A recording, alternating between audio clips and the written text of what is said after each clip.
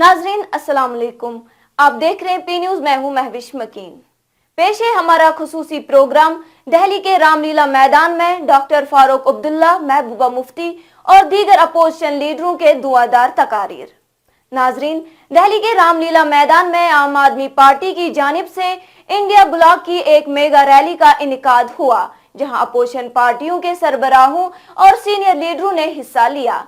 Rally में जहां सोनिया गांधी, राहुल गांधी, प्रियंका गांधी, मल्लिकार्जुन खड़गे, दिल्ली के महबूस वजीर आला अरविंद केजरीवाल की अहलिया सुनीता केजरीवाल, शिवसेना के उद्धव ठाकरे, तृणमूल कांग्रेस के डर्क ओब्रेन, सीपीआईएम के सीताराम येचुरी, समाजवादी पार्टी के अखिलेश यादव के अलावा बहुत सारे लीडरों ने हिस्सा लिया।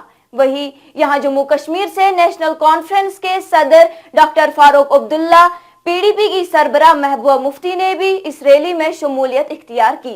रैली में हजारों लोगों से खिताब करते हुए तमाम लीडरों ने यकजबा होकर अपने धुआंधार खिताब में मोदी हुकूमत को घेरते हुए आवाम से कहा कि अगर बीजेपी जीत जाती है तो वो आईन हिंद को तब्दील करेंगे, जिससे पूरा मुल्क जल जाएगा। उन्होंने आवाम से अपील की है कि अगर आपने पूरे दिल से वोट नहीं दिया तो उनकी मैच फिक्सिंग कामयाब हो जाएगी। जिस दिन ये कामयाब होगा हमारा आइन खत्म हो जाएगा। जिस दिन ऐसा हुआ उस दिन हिंदुस्तान को बहुत बड़ा दचका लगेगा। पेश है ये रिपोर्ट। आज हमारा मकसद सिर्फ एक है कि हम सब आइन को बचाएं, कॉन्स्टिट्यूशन को बचाएं। आज कॉन्स्टिट्यूशन पे हमला है। आप देखें, चीफ जस्टिस ऑफ इंडिया को भी धमकियां दी जा रही हैं। ये हाल है हमारा। ये बात सुनिए, इंसान को इंसान से लड़ाया जा रहा है। मुसलमान अलग, हिंदू अलग, सिख अलग, ईसाई अलग। इस लड़ाई के खिलाफ हमने आवाज़ उठानी है। इस लड़ाई के खिलाफ आपने वोट देना है। और तभी वो सब नेता जो आज बंद कर दिए गए हैं, केजरीवाल जी और सोरेन जी और दूसरे संजय, इन सब में निकलेंगे जब आप इस आइन को पकड़ेंगे। और जब इलेक्शन का टाइम आएगा, आपको वोट देना होगा, आप उस बटन को दबाइएगा जो इस हुकूमत को हराएगा और आपकी हुकूमत लाएगा। बहुत लोगों ने बात की है, वक्त कम है। मैं सिर्फ ये कहूँगा, हम सब ने इकट्ठे होके, वो हिंदू हो, मुसलमान हो, सिख हो, ईसाई हो, तमिलनाडु से हो, आसाम से हो, बंगाल से हो, कहीं से भी हो, हमें सब इकट्ठे चलना है। मुझे बहुत खुशी हुई जब महबूबा जी यहाँ तशरीफ़ लाई और उन्होंने साफ कहा, इंडिया गठबंधन को हमने मजबूत करना है।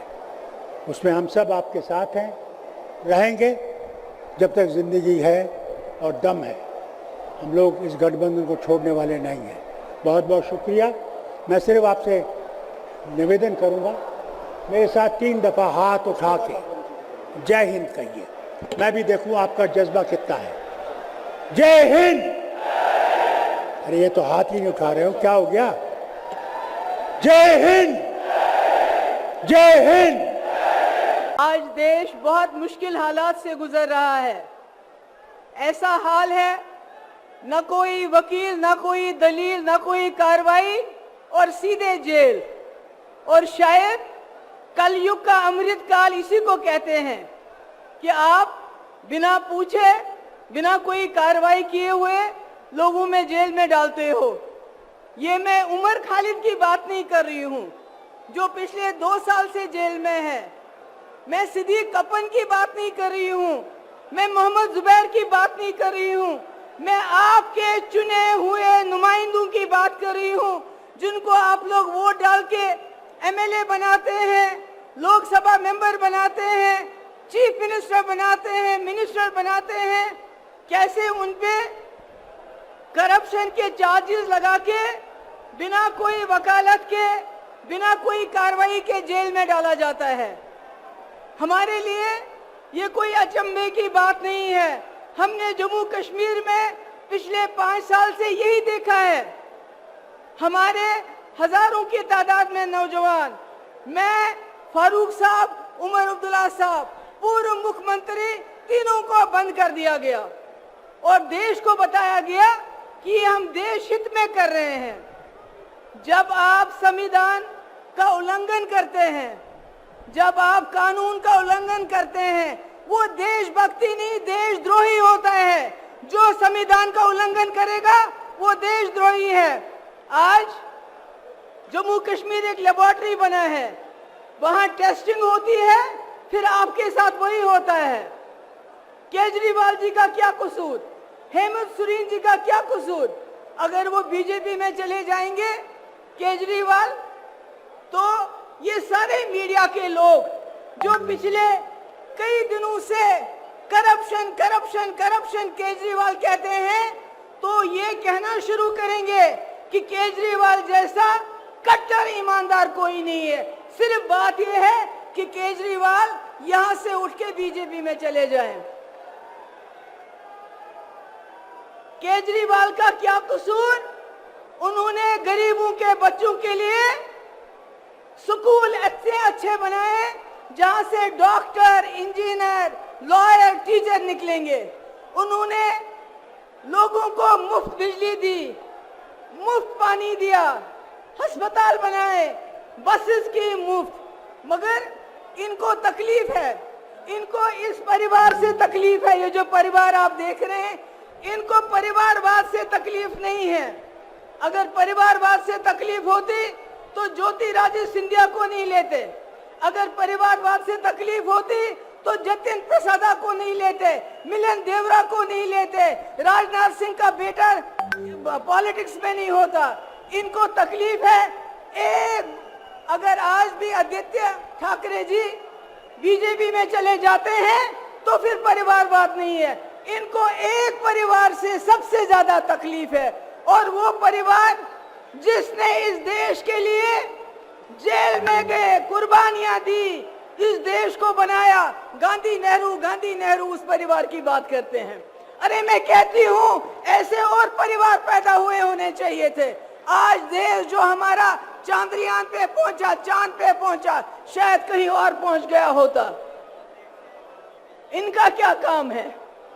इनका काम है, इन्होंने कहा, हम सवाल पूछते हैं, आपने कहा 2 करोड़ नौकरियां देंगे, नौकरियां नहीं दी, बल्कि यहाँ के नौजवानों के हाथों में लाठी दी, जबान पे नारा दिया, कभी देश का कभी धर्म का, बोला जाओ मारो, लिंच करो, शक्ल देखो, क्या खाता है, क्या पहनता है, दाढ़ी कितनी लंबी है। इन्होंने नौजवानों का अपराधीकरण किया, उनको दंगाई बनाया, कहा तुम दंगे करो, तुमको जेल नहीं भेजेंगे, मगर हमसे नौकरी का हिसाब मत मांगो, हमसे 2 करोड़ नौकरियों का हिसाब मत मांगो। इन्होंने भ्रष्टाचार का इल्जाम हम पे लगाया। अरे चंदा चोरी में जितना भ्रष्टाचार इन लोगों ने किया, पिछले 75 साल में हमारे मुल्क में इतना भ्रष्टाचार कभी नहीं हुआ है। ईडी के जरिए वसूली की, इन्होंने इनकम टैक्स के लिए जरिए वसूली की। ये सबसे भ्रष्ट सरकार है। आज हम यहाँ पर इसलिए जमा नहीं है कि हमने केजरीवाल जी को, अपोजिशन को बचाना है, नहीं। आज हम संविधान को बचाने के लिए यहाँ हैं। उस संविधान को जिसने आपको वोट दिया है, उस वोट से जिससे आप अपनी सरकार चुनते हैं, अगर आज आप नहीं जागे तो आपके वोट की कोई कीमत नहीं हुई। ये पहली बार हो रहा है हिंदुस्तान में, इलेक्शन से पहले ही इलेक्शन को रिग किया जाता है अपोजिशन को जेल में डाल के। मेरी आखिर में आप सबसे गुजारिश है, हमारे इंडिया अलायंस के पास टीवी नहीं है, अखबार नहीं है, फेसबुक नहीं है, यूट्यूब नहीं है, इनके पास सब कुछ है, गोदी मोदी सारा मीडिया। इसलिए मेरी आपसे गुजारिश है, हमारा मीडिया, हमारा अखबार, हमारा फेसबुक आप लोग हो, आप लोगों को जाके लोगों को समझाना पड़ेगा कि केजरीवाल जी हो, हेमंत सोरेन जी हो या कोई और हो, वो जेल में इसलिए है, वो संविधान को बचाना चाहते हैं, आपके वोट को बचाना चाहते हैं। बहुत बहुत शुक्रिया। हर कोई डरने वाला नहीं, लड़ने वाला है, और अगर हिम्मत है तो बाकी आपकी सारी एजेंसीज हैं, ईडी, सीबीआई, इनकम टैक्स, जैसे हम इंडिया गठबंधन बनाकर सबके सामने आए हैं, अगर आप में हिम्मत है तो बीजेपी को मैं कहता हूं, चुनौती देता हूं कि बाकी सारी लोगों को छोड़ दो, आप सीधा आपके बैनर पर लगा दो कि बीजेपी के साथ जो 3 साथी पार्टी है वो ईडी, इनकम टैक्स और सीबीआई है। मैं यहाँ जेल में हूँ, यहाँ काफी समय सोचने के लिए मिलता है। रात को टूट टूट के नींद आती है। भारत माँ के लिए सोचता हूँ। भारत माँ बहुत दुखी है। भारत माँ दर्द में है, दर्द से कराह रही है। जब महंगाई की वजह से लोगों को दो वक्त की रोटी नहीं नसीब नहीं होती, तो भारत माँ को बहुत दुख होता है। जब भारत माँ के बच्चों को अच्छी शिक्षा नहीं मिलती, 75 साल बाद भी सही इलाज के बिना लोग मर जाते हैं, तो भारत माँ बेबस और लाचार महसूस करती है। सब लोग एकजुट हुए हैं, देश के लोकतंत्र, देश के संविधान, देश के भाईचारा को बचाने के लिए। जिस हिसाब से देश में बांटने का काम किया जा रहा है, भाई को भाई से लड़ाया जा रहा है, नफरत की राजनीति की जा रही है, उसलिए हम सब नेता आपकी लड़ाई के लिए हम सब लोग आए हैं और आपकी लड़ाई लड़ रहे हैं। The All India Trinamool Congress is very much, was, is and will be part of the India Alliance. This is a fight, BJP versus democracy. This is a fight for Modi guarantee, which has zero warranty. Modi guarantee, zero warranty. Zero warranty when it comes to price rise. Zero warranty when it comes to jobs. Zero warranty when it comes to protecting your institutions.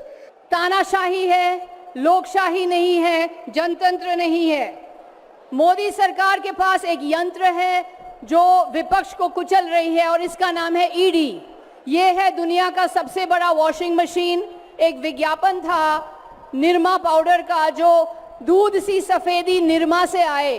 तो ये है कि जो भी BJP के अंदर, भाजपा के अंदर चला जाता है तो एक दूध सी सफेदी छा जाती है उनके ऊपर। को बचाने के लिए आज हम सभी लोग यहाँ पर आए हुए हैं।